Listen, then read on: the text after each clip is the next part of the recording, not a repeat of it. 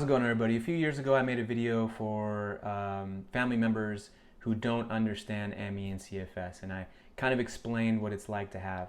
This is kind of a part two to that, and I'm going to explain some things here to family members and friends who may not understand how real ME and CFS is. That might know that you're sick but are still alluding to it being a psychological thing or a lazy thing or a depression thing or a deconditioning thing.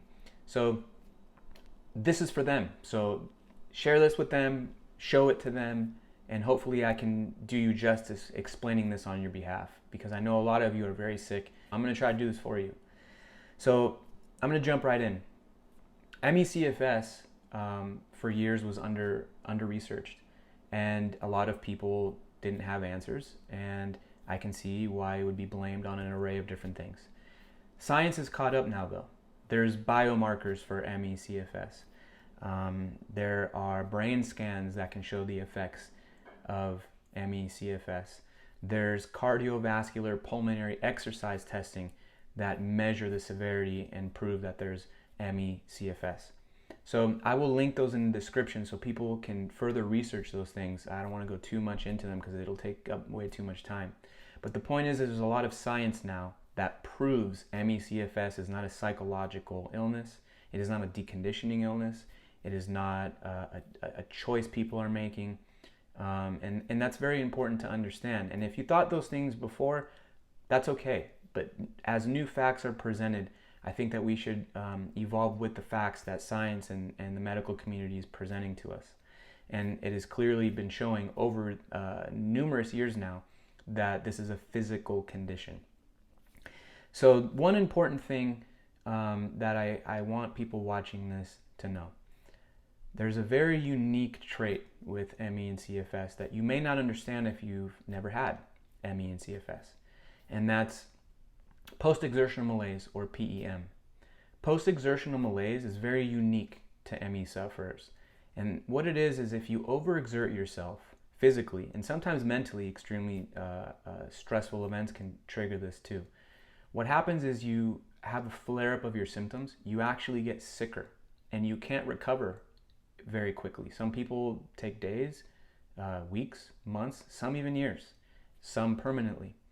So when people that have ME and CFS try really hard to please their family members and friends or coworkers to get the job done or to not let people down or want to prove to them that they can do certain things because they're doubted, it's actually making them sicker. And I know that's hard to understand because a healthy person, you work out, you recover. A healthy person is also tired. A healthy person is also not feeling like doing something or feels achy. This is very different. Post-exertional malaise can cause inflammation of the brain, where you get brain fog and you have a hard time thinking, talking, spatial disorientation, dizziness, memory loss. That's very different than just being a little bit tired. The name chronic fatigue syndrome is a little bit harmful in my opinion. It's okay to still use, but if people think that's all the illness is, I think it's a little bit harmful because chronic fatigue is a symptom of ME. It is not the only issue with ME/CFS. So when you see that people in your family or your friends or coworkers are saying, I'm too tired, I'm too exhausted, I can't do that, there's a lot more than just being tired, or there's a lot more than being achy or not feeling like doing something. Their body is quite literally shutting down on them. The inflammation that's going on, the joint pain that's going on, the migraines that are happening, the gut issues that are happening. What might be a simple thing for you to do, like take a shower in the morning, brush your teeth. For people with ME and CFS, the way that they produce energy is broken essentially, and they can't do certain tasks because it wears them out as if a healthy person ran a marathon. I understand that that's difficult to comprehend, but imagine going to take a shower, brush your teeth, and get dressed, and then afterwards you get this feeling of such exhaustion that you can't stand up. No matter how hard you fight it, you can barely function. And that's hard to understand, and that's why people say, oh, that's all in your head. That can't be, that doesn't make sense. But when you look at the science and you see that there's inflammation of the brain, you see that there's a lot going on with the production of energy at a cellular level. when you see that these gut issues in the gut and the brain, how they're connected and how they affect each other, you'll understand more on what's going on, and you'll be able to understand where these people and sufferers are coming from. I'd also urge you to look up ME Action online and see they have a lot of information there that explains ME and CFS a lot more. I'd also urge you to check out what Dr. Ron Davis is doing. He used to head the Human Genome Project. He's found biomarkers and blood tests in order to test for ME CFS. It's not out yet, but he has a lot of research going into it, and he's a very bright mind. People like that would not be involved in trying to figure out ME, CFS, and come up with treatment and a cure if it wasn't real. Jen Brea did a documentary, Unrest. That'll give you an idea as well. There's a lot of things out there now that'll help you understand these people a lot more. At this point, I don't think that there's a lot of evidence anymore that this is a psychological, or there wasn't really any evidence ever, but there is really no evidence that this is a psychological disorder or that it's a deconditioning disorder. So I just urge you to please try to understand the people around you who are sick, who are not well. Take into consideration what it's like to be in quarantine during this pandemic era that we're having.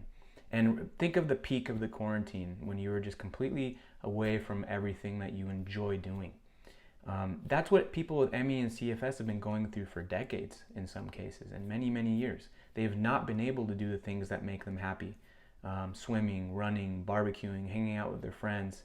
Imagine them feeling like that for years. And I think the quarantine is a decent analogy because it kind of kept us away from simple things that we take for granted.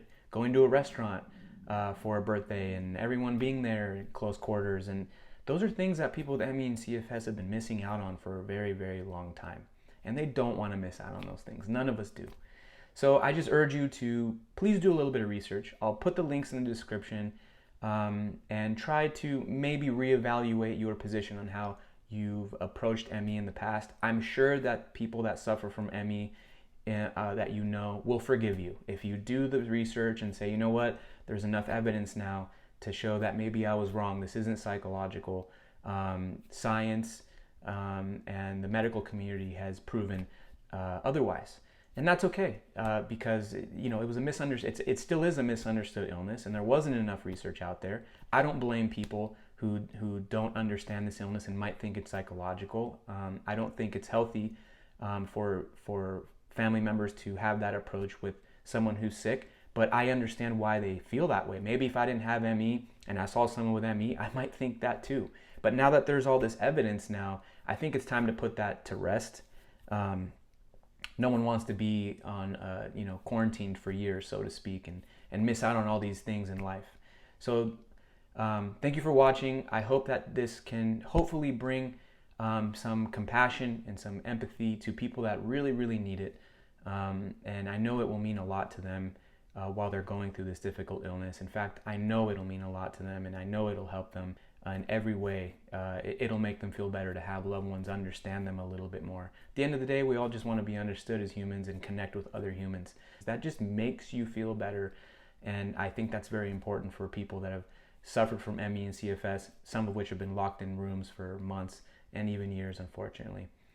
Thank you for watching. I hope that everyone's healthy out there. Please like and subscribe if you want to see more videos on ME and CFS. Take care, and I hope that you stay healthy during these crazy, crazy times. Take care.